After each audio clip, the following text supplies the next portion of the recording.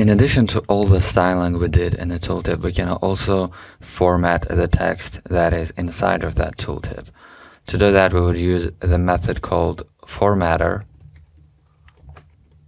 This method should return a string, and I would use backticks in this example so I could be able to insert variables.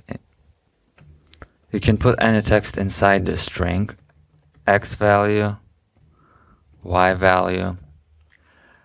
To access the values themselves, you would access this property, and on this property you would have some other properties like x or y, and a few others that might not be available for all the chart types. Some of them are only for stacked charts or for pies or for shared tooltips.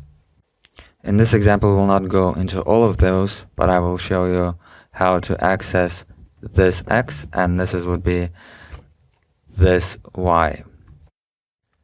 After that, you can go to your chart and see that you have x value oranges and y value 100. The reason x value is number 3 here is because we have only apples, bananas, and oranges, and everything that comes next, because we have in our more data than categories.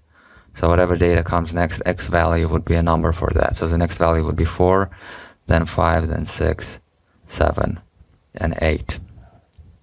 But you can also use some HTML tags to do the formatting. So you can make strong for x value, or maybe you can use m for y value.